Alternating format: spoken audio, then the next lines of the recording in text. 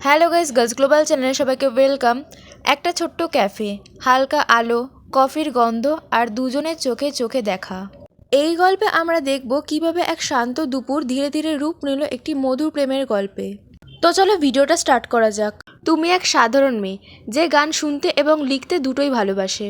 একদিন তুমি সিউলের একটা ছোট্ট ক্যাফেতে বসে গান লিখছিলে। হঠাৎ পাশের টেবিলে বসা একজন তোমার দিকে তাকালো, কানে হেডফোন, হাতে কফি আর চোখে এক অদ্ভুত ঝিলিক। তুমি বুঝতেই পারোনি সে আসলে জাংকুক।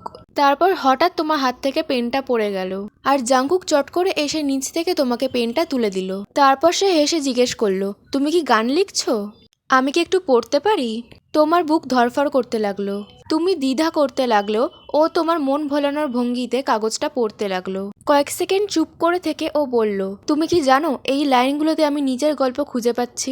এরপর থেকে এই ক্যাফেটা তোমাদের দুজনের প্রিয় জায়গা হয়ে উঠল। জাংকুক প্রায় আসতো, তোমার লেখা পড়তো আর নিজের গিটারে সুর বসাতো। এক রাতে যখন তুমি চলে যাচ্ছিলে ও পিছন থেকে তোমাকে ডাক দিল। তারপর তোমাকে বলল, তুমি জানো তো তোমার গান কেবল কাগজে নয়, আমার হৃদয় গিয়েও বাজছে।